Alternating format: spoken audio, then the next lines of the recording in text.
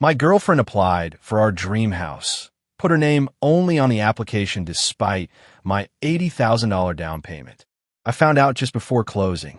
I said, interesting paperwork, when I refused to transfer the money and the deal collapsed. And then, original post. 32 male. Spent 6 years saving $80,000 for a down payment on a house.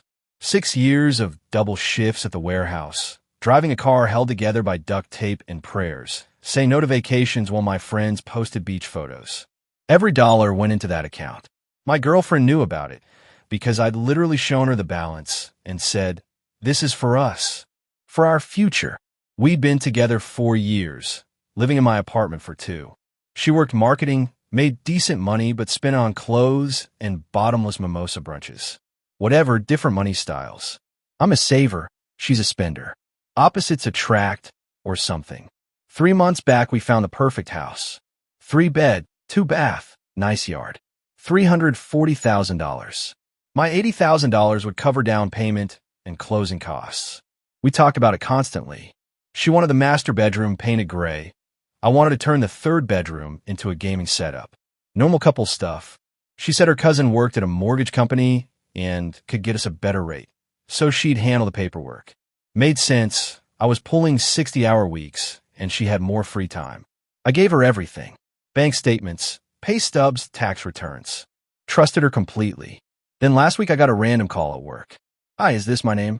This is the title company for your closing on Friday. Yeah, that's me. Great. Quick question. We show the down payment of $82,000 coming from your account, but you're not on the title or mortgage application.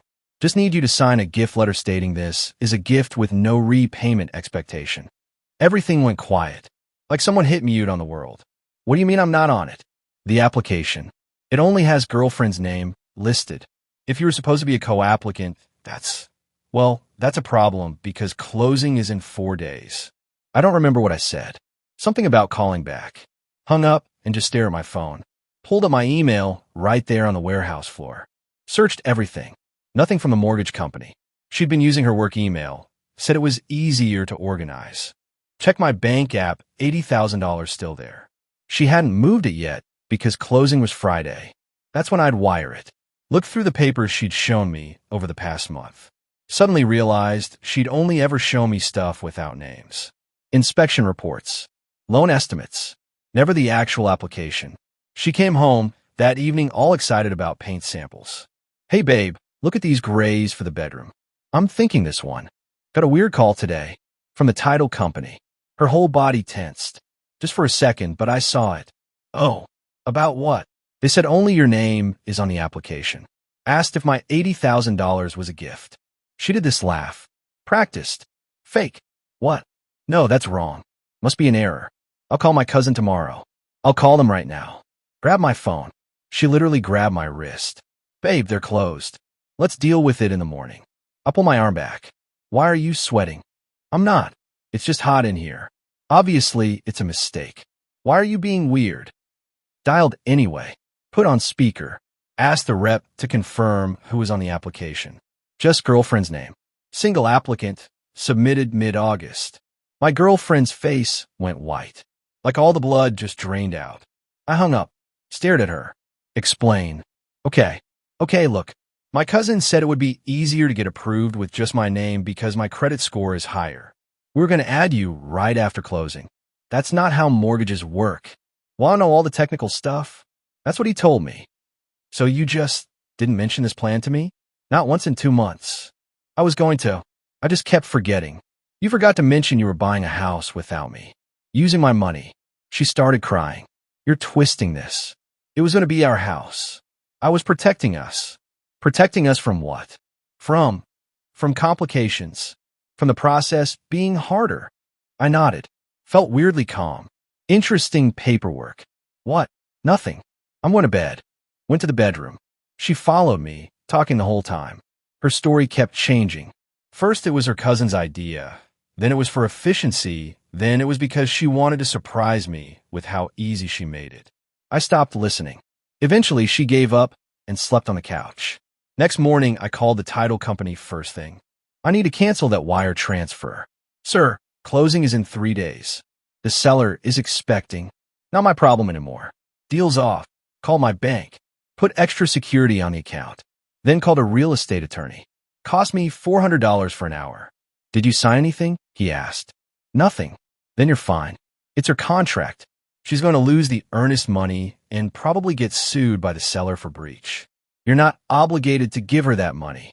What if she says we had a verbal agreement? He actually laughed. Verbal agreements about real estate aren't worth the paper they're not written on. Change your bank passwords, though. Did that immediately. Everything.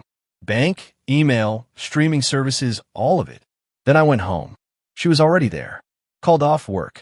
Eyes swollen from crying. The title company called. They said you canceled. What's happening? You tried to steal my house. I didn't. We were going to add you after. You're lying. Why would I lie? This was supposed to be our home. I love you. If you loved me, you wouldn't have hidden this. She couldn't answer. Just kept sputtering half-formed excuses that contradicted each other. Here's what's happening.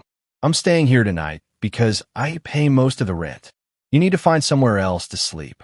You can't kick me out. Lease is only in my name. You're not a tenant. You're a guest. Leave, or I call the cops. I'm calling my dad. Cool. Have him come get you. Update 1. Her dad showed up maybe an hour later. Stood in my living room giving me this lecture about stepping up and being a man and supporting your woman. Told him his daughter tried to con me out of 80 grand. He said I was making it sound worse than it is. She literally applied for a house in only her name while planning to use my money. She was trying to surprise you. Women do things differently. This isn't a different way of doing things. This is fraud. He got all red-faced. You're going to regret this. When you're old and alone, you'll regret throwing away a good woman over paperwork. They left. She was crying, kept looking back at me like I was going to change my mind. The next morning, her mom called me. Early, like 7 a.m. How could you do this to her?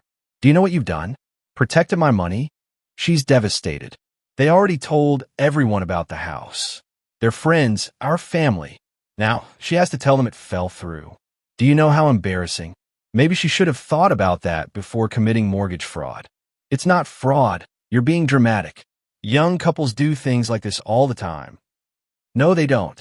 The seller is threatening to sue her. She could lose everything. She should have thought about that too. Her mom started crying. Please, please just send the money. Fix this. She made a mistake, but she doesn't deserve to have her life ruined. She ruined it herself. Goodbye. Hung up. Phone immediately started going off. Her friends, her sister, people I barely knew. All the same message. I was being cruel, petty, vindictive. She made one mistake, and I was destroying her life over it. Blocked most of them. Friday was supposed to be closing day. Took the day off work like I'd planned, but went to a bar instead. Day drinking, watching sports, ignoring my phone. Around when closing would have happened, my phone exploded. Had to check. Her deal fell through. Lost $8,000 earnest money. Happy now? Her seller is suing me. Her, this is your fault. Her, my life is falling apart because of you. Her, please just send the money, we can still fix this. Me, nah, I'm good. Enjoy the lawsuit though. She blocked me, then unblocked me, then blocked me again. That weekend I changed my locks. Landlord didn't even ask why. Just handed me new keys. Small town, word travels fast. Then her best friend showed up at the warehouse on my shift. Came right through the loading area like she owned the place. You're disgusting. Looked up from my clipboard. Can I help you? She gave you 4 years. Cooked, cleaned, put up with your boring life. The one time she tries to do something for herself, you screw her over. Something for herself? With my money. You live together. That makes it community property. That's not how savings accounts work. You know what? She got closer. She was in a breakup with you anyway. After you got settled in the house. She told me months ago you were dead weight. No ambition. No future. She was upgrading. I smiled. Then I did her a favor. She sputtered. The lawsuit is going to destroy her. $30,000. Her credit's ruined. And for what? Your ego. For theft. She tried to steal from me. It's not theft if you're in a relationship. Security started walking over. She left, but kept yelling about what a terrible person I was. That week got weird. My Instagram got reported and temporarily banned for suspicious activity. Someone tried to log into my email from another state. Got a call from my car insurance about an accident I was never in. All fake, all her trying to mess with my life. Enabled two-factor authentication on everything. Felt like I was preparing for cyber warfare. Then she showed up at the apartment. Don't know how she got in. I'd changed the locks, but she must have sweet-talked the landlord or something. Came home from work, and she was just sitting on my couch. You need to leave. Can we please just talk? 5 minutes. Stay by the door. Didn't sit down. Go ahead. I messed up. I know that. But it wasn't malicious. My cousin really did say it'd be easier with just my name. And yeah, maybe I liked having something that was mine.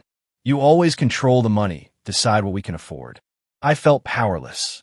So you decided to steal a house. I was going to add you. When? After you changed your mind? After I couldn't do anything about it. She started actually crying. Not pretty crying, ugly, snotty crying.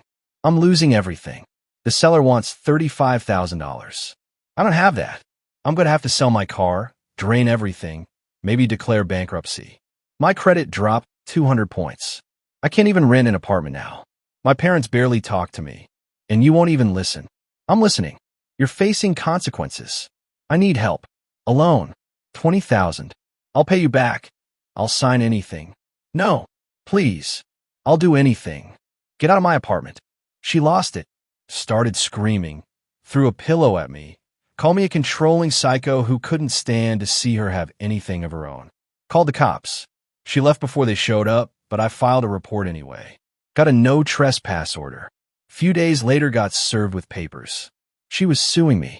Claimed I'd verbally agreed the $80,000 was a gift, that we had an implied contract. Called my attorney. He read it and laughed so hard I thought he was choking. This is the dumbest thing I've read all month. She has no case. Bring your bank records. This'll be over in 10 minutes. Update 2. Court was yesterday. She showed up with her dad and a lawyer who looked fresh out of law school.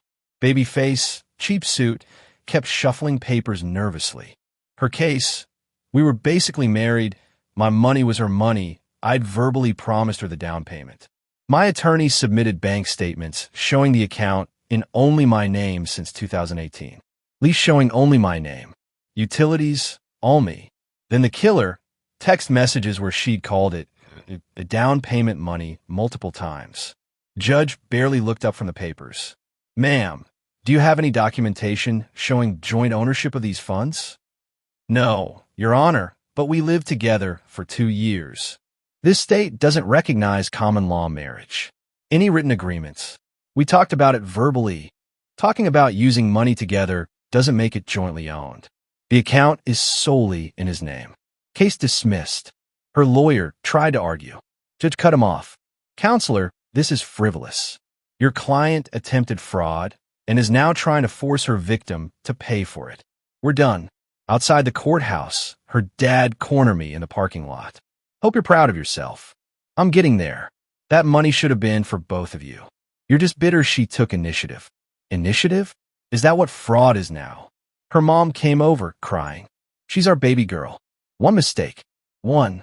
And you're making her pay forever. The seller's making her pay. I'm just not bailing her out.